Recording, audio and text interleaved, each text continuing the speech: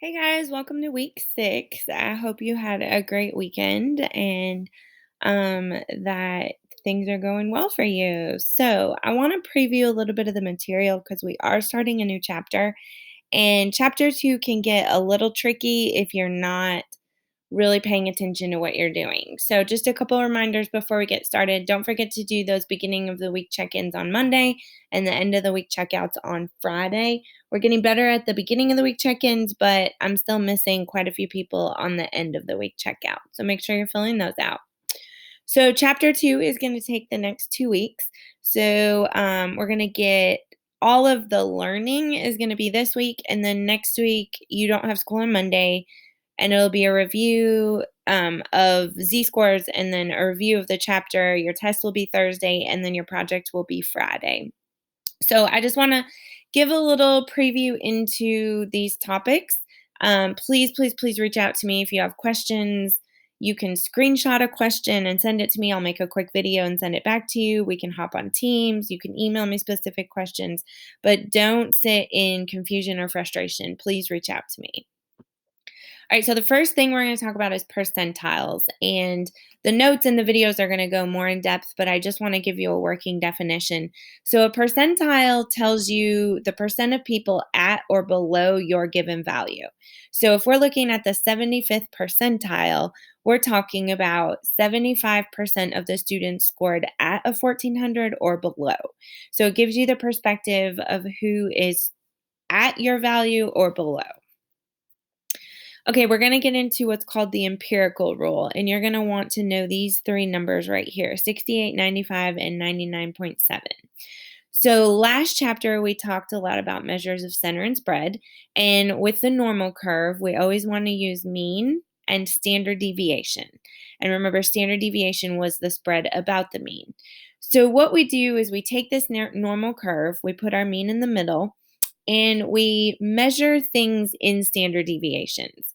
So if I go one standard deviation above or one standard deviation below, I know that 68% of my data will fall within that one standard deviation. So either below, so negative, or above. Um, Two standard deviations away from the mean, 95% of my data is going to fall between two standard deviations below and two standard deviations above. And 99.7% of my data, so almost all of my data in a normal curve, is going to be within three standard deviations of the mean. So when I get outside of three standard deviations from the mean, I know it's really, really rare. And that's when we start getting into um, eventually chapter 8 and 9. We're going to be talking about confidence intervals and hypothesis testing. So when I hear somebody make a claim and I test it and I get results that are outside of three standard deviations away from the mean, I can go, I don't know that that's right.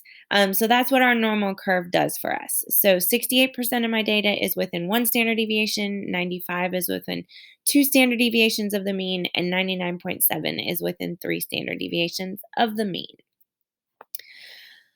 All right. So percentile is really easy to find when we know raw data, but what about when I don't have the raw data? So I'm telling you that I took the ACT and the SAT back a long, long time ago because I'm old. And I scored a 26 on the ACT and a 1250 on the SAT. And I want to know which one I did better. Well, obviously, they have different scoring scales. So, what we do is we can compare two unlike things by calculating what we call a Z score.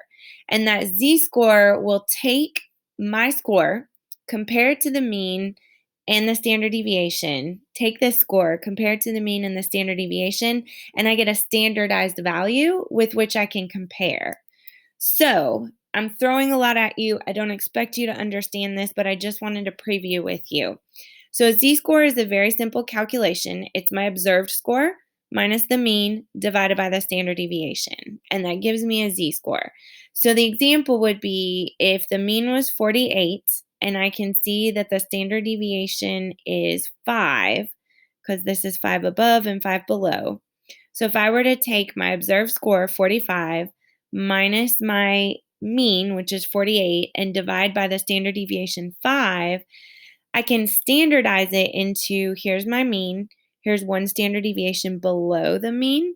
And so when I calculate that, I get negative zero point 0.6 as a z-score. And that negative zero point 0.6 tells me that I'm almost one standard deviation below the mean. So we take that z-score and we can find probabilities. So you're going to get really comfortable with table A or a standardized table.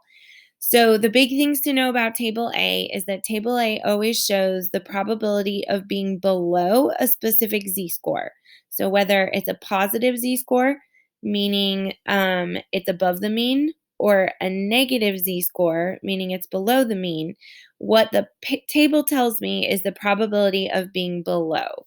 So when I think about that previous example of being at a negative zero point 0.6 for my z-score, negative 0.60, to use my table A, I'm going to go to the negative side and I'm going to find the tenths is negative zero point 0.6 and the hundredths was zero point 0 or zero point 0.00. So I'm going to find where negative zero point 0.6 and 0 meet. And so there's 27.43% chance of being below a negative zero point 0.6 z-score. If I had a z-score of 1.24, so I'm going to go to the positive side. I'm going to go to where the tenths is 1.2 and the hundredths is 0.04, and I'm going to find where there's 2 meet, and that's 89.25%. So that's the probability of being below a 1.24.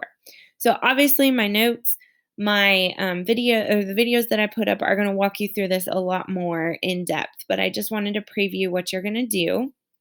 So please remember, I do have office hours Tuesdays from 9 to 9:45 a.m., Fridays from 2:30 to 3:30. There's links in the announcement section for you to hop on Teams, or it's by appointment. Just email me and I'll be happy to find a section or a time that works for both.